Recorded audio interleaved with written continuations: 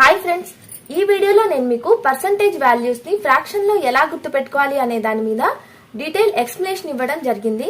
అంతేకాదు బట్టి కొట్టకుండా ఎలా నేర్చుకోవాలి, ఎలా గుర్తుపెట్టుకోవాలి అనే దాని మీద నేను ఈ వీడియోస్ అయితే చేశాను. మనకి సబ్జెక్టు ఎంత ఈజీ అయినా ఎంత డిఫికల్ట్ అయినా కావచ్చు, మనం గనక దాన్ని అర్థం చేసుకొని చదివినట్లయితే మనకి ఎప్పటికీ కూడా గుర్తుంటుంది. మనల్ని నిద్రలో లేపి అడిగినా కూడా మనం చెప్పే విధంగా ఉండాలి. అందరూ అంటూ ఉంటారు కదా, అర్థం కాని చదువు వ్యర్థం అని. ఆ విధంగా మనం అర్థం చేసుకోకుండా ఏదో చదివేసావులే అని చెప్పి అనుకుంటే మనకి గుర్తుండదు, మనం మర్చిపోతాం అన్నమాట. సో అందుకని మనం దేన్నైనా కూడా అర్థం చేసుకొని చదవాలి. ప్రతి దానికి ఒక లాజిక్ అనేది ఉంటుంది. మనం గనక ఆ లాజిక్ ని తెలుసుకున్నట్లయితే ఎలాంటి ప్రాబ్లం అయినా మనం ఈజీగా సాల్వ్ చేయొచ్చు. ఇప్పుడు మనం లేట్ చేయకుండా వీడియోలోకి వెళ్దాం. మీకు గనక నా వీడియో నచ్చినట్లయితే లైక్ చేయడం మర్చిపోవద్దు. ఇప్పుడు మనం వీడియోని స్టార్ట్ చేద్దాం. సపోజ్ నా దగ్గర 630 రూపీస్ ఉన్నాయి అని అనుకుందాం. ఈ వాల్యూలో ఎంత పర్సెంటేజ్ వరకు మనం చూడగానే చెప్పగలం? 1% చెప్పగలం. 6.3. నెక్స్ట్ 10% చెప్పగలమా? 63. నెక్స్ట్ 5%. 10% లో హాఫ్ కాబట్టి 5% 31.5. నెక్స్ట్ 20% చెప్పగలమా? 20%. 10% 63 కాబట్టి 20% 126.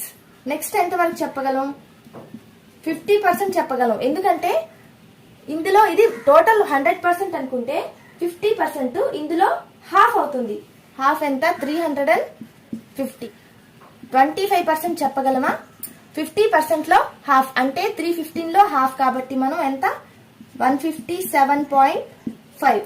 సో ఇక్కడ వరకు అయితే మనం చూడగానే ఈ వాల్యూలో ఇంత పర్సెంటేజ్ అని చెప్పొచ్చు. బట్ మనకి ఎగ్జామ్ లో ఇంతవరకే ఇస్తాడా? ఈ పర్సెంటేజెస్ ఇస్తారా? లేదు కదా. సపోజ్ ఎగ్జామినర్ మనకి 42.85% ఎంత అని చెప్పి అడిగాడు అనుకోండి, మనం టక్కున దీంట్లో ఆన్సర్ చెప్పగలమా? చెప్పలేం. సో మనకి ఫ్రాక్షన్ వాల్యూస్ తెలిసినట్లయితే మనం ఇలాంటి క్వశ్చన్స్ కి కూడా చూడగానే మనం ఆన్సర్ అనేది చెప్పేయచ్చు. ఎగ్జామ్ లో మనకి చాలా తక్కువ టైం ఉంటుంది కాబట్టి మనకి ఫ్రాక్షన్ వాల్యూస్ తెలుసుకోవడం చాలా ఇంపార్టెంట్. సో ఇప్పుడు అవి ఎలా నేర్చుకోవాలి అనే దాని గురించి నేను ఇప్పుడు మీకు చెప్తాను. ఫ్రాక్షన్ వాల్యూస్ మనం 1/2 నుంచి స్టార్ట్ చేద్దాం. 1/2 అంటే మనందరికి తెలుసు 50%. నెక్స్ట్ 2/2 రాయాల్సిన అవసరం లేదు, ఎందుకంటే అది 100% కాబట్టి. నెక్స్ట్ 3/2 ఈజ్ ఈక్వల్ టు, దీన్ని మనం ఎలా రాసుకోవచ్చు? 2/2 ప్లస్ 1/2 దట్ ఈక్వల్ టు 2/2 అంటే 100% ప్లస్ 1/2 అంటే 50%, మొత్తం కలిపి 150%. ఎప్పుడైతే మనకి న్యూమరేటర్ డినామినేటర్ కంటే ఎక్కువ ఉంటుందో అప్పుడు మనం 100% కి ఎంతైతే ఎక్కువ ఉందో ఆ వాల్యూని యాడ్ చేసుకోవాలన్నమాట. సో ఇలాంటి వాటిని కూడా మనం పర్టికులర్ గా గుర్తుపెట్టుకోవాల్సిన అవసరం అయితే లేదు, ఈజీగా అర్థమైపోతుంది.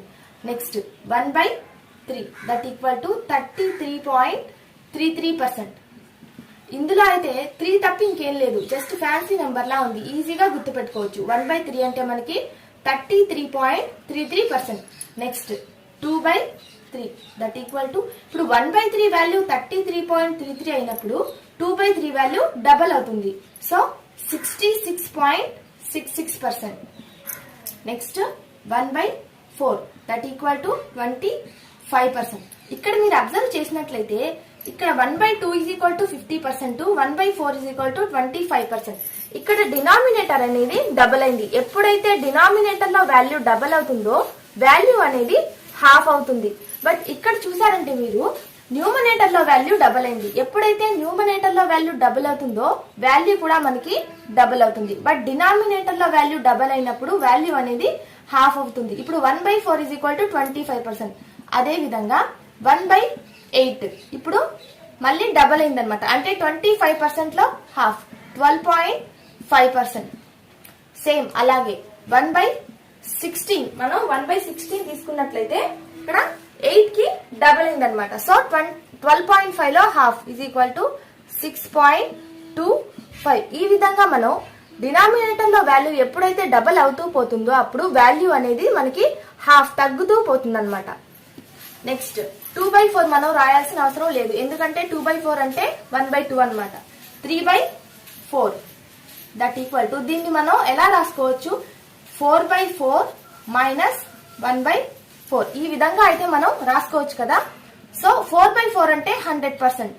100% మైనస్ 1/4 అంటే 25%. That equal to 75%. 3/4 అని ఎప్పుడైతే మనకి డినామినేటర్ లో 4 పార్ట్స్ ఉన్నప్పుడు న్యూమరేటర్ లో జస్ట్ ఒక పార్ట్ తక్కువ ఉందన్నమాట. అంటే 3 పార్ట్స్ ఉన్నాయి. ఈ విధంగా మనకి ఫ్రాక్షన్ ఎప్పుడైతే ఉంటుందో నెక్స్ట్ మనం 100% లో నుంచి ఆ ఒక్క పార్ట్ ని తీసేయాలన్నమాట. So 100% 4/4 minus 1/4. 100% minus 25 is equal to 75%.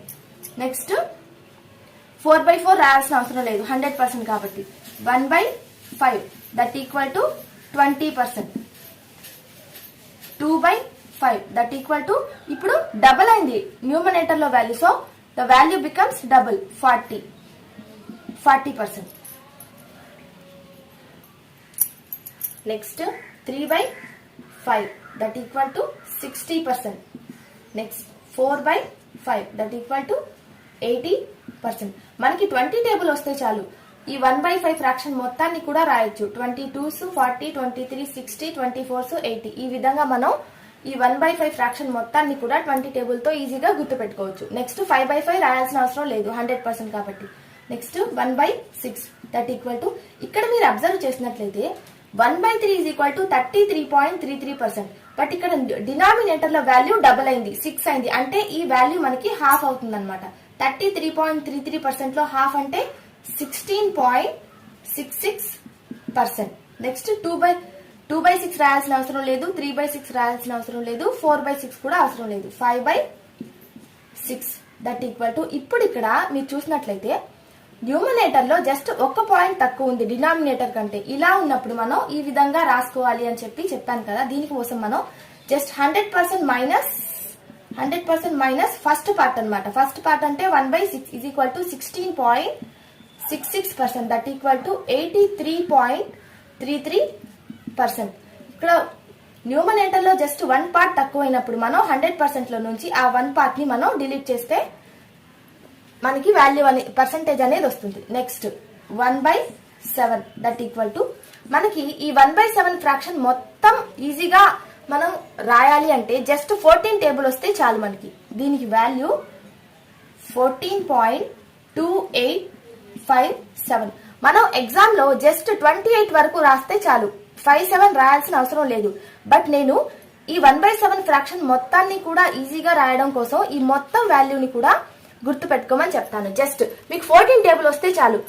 1/7 అనగానే 14 months 14, 14 2s 28 ఇంతవరకు మీరు గుర్తు పెట్టుకోండి. దీన్ని మర్చిపోండి. ఇది గుర్తు పెట్టుకోవాల్సిన అవసరం అయితే లేదు. ఇంతవరకు మనకు ఎగ్జామ్ లో అయితే ఇంతవరకు రాస్తే చాలు. బట్ మనం ఫర్దర్ గా రాయడం కోసం గుర్తు పెట్టుకోవడం కోసం 5, 7 ఈ 2 నెంబర్స్ ని గుర్తు పెట్టుకోమని చెప్తున్నాను. ఇప్పుడు ఇది ఎలా మనకి యూజ్ అవుతుందో చూద్దాం. 2/7 దట్ ఈక్వల్ టు ఇప్పుడు ఈ 14 ని ఈ 2 తో మల్టిప్లై చేయండి. 14 2s 28. 28 పాయింట్ ఇక్కడ మీరు చూడండి 28 తర్వాత మనకి ఏమేమి నెంబర్స్ ఉన్నాయి 5, 7% అంతే. Next 3/7 that equal to 14 3s 42. So మనకి ఇక్కడ మీరు చూడండి 42 ఎక్కడుంది, 42 లేదు, 4.2 ఉంది. కాసేపు ఆ పాయింట్ లేదు అని అనుకుంటే ఇక్కడ మనకి 42 అయితే కనిపిస్తుంది. 42.42. 2 తర్వాత మనకి 2 నెంబర్స్ ఏమున్నాయి 85%. Next 4/7 that equal to 14 4s 56. మనకి ఇక్కడ 56 అయితే లేదు, బట్ ఇక్కడ 57 అయితే ఉంది. సో 57 రాసుకోండి. 57. నెక్స్ట్ మనకి నెంబర్స్ లేవు, సో మళ్ళీ సర్కిల్ అనేది రిపీట్ అవుతుంది, ఇక్కడికి వస్తుంది. 14 పాయింట్ పెట్టుకొని 14%. నెక్స్ట్ 5/7.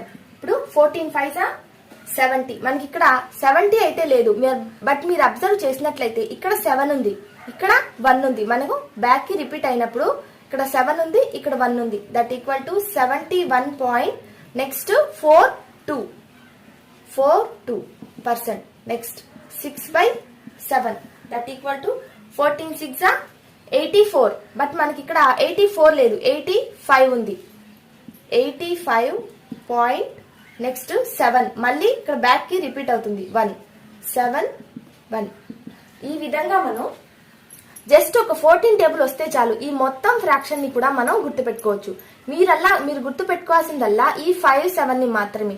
1/7 అనగానే 14 1s 14 2s 28 ఇంతవరకు మీరు ఈజీగా చెప్పేయచ్చు. ఈ 5, 7 ని గుర్తుపెట్టుకున్నారంటే ఈ మొత్తం ఫ్రాక్షన్ ని కూడా మీరు ఈజీగా రాసేయచ్చు. లాస్ట్ ఎండింగ్ వరకు కూడా మీరు రాసేయచ్చు. నెక్స్ట్ 1/8 దట్ ఈక్వల్ టు, ఇక్కడ మనం చూసుకుంటే 1/4 ఈజ్ ఈక్వల్ టు 25%. ఇక్కడ డినామినేటర్ అనేది డబుల్ అయింది. So the value becomes half. అంటే 25% లో హాఫ్ అంటే 12.5%. నెక్స్ట్ 2/8 రాయాల్సిన అవసరం లేదు. 3/8 దట్ ఈక్వల్ టు 37.5%. 4/8 రాయాల్సిన అవసరం లేదు. 5/8 5/8 ఈజ్ ఈక్వల్ టు 62.5%. 6/8 రాయాల్సిన అవసరం లేదు. 7/8 దట్ ఈక్వల్ టు 87.5%. ఇప్పుడు ఇవి మూడు ఎలా వచ్చాయని చెప్పి మీకు డౌట్ రావచ్చు. దీనికి కూడా చిన్న లాజిక్ ఉంది, అదేంటో ఇప్పుడు చెప్తాను. ఇక్కడ మీరు చూసినట్లయితే మీకు 1/8 అంటే తెలుసు 12.5%. అది ఈజీగా మనం చెప్పొచ్చు, ఎందుకంటే 1/4 25% కాబట్టి ఇది డినామినేటర్ డబుల్ అయింది కాబట్టి వాల్యూ అనేది హాఫ్ అవుతుంది. ఇక్కడ మీరు 3/8 ని చూసినట్లయితే 57.5%. అంటే ఇక్కడ 50% మైనస్ 12.5%. ఇక్కడ చూసుకున్నట్లయితే 5/8 కి 50% మైనస్ ప్లస్ 12.5%. నెక్స్ట్ ఇక్కడ 7/8 కి 100% మైనస్ 12.5%.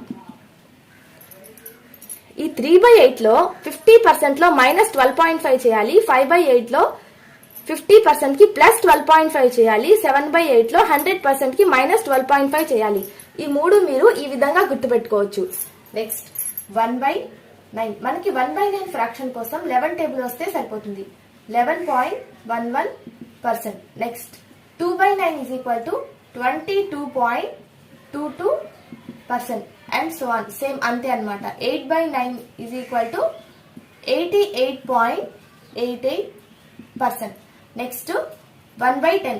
1/10 is equal to 10%. ఇది మనం పర్టికులర్ గా గుర్తుపెట్టుకోవాల్సిన అవసరం లేదు, ఎందుకంటే మనకు ఆల్రెడీ తెలుసు కాబట్టి. 2/10 is equal to 20% and so on. 9/10 is equal to 90% అనమాట. నెక్స్ట్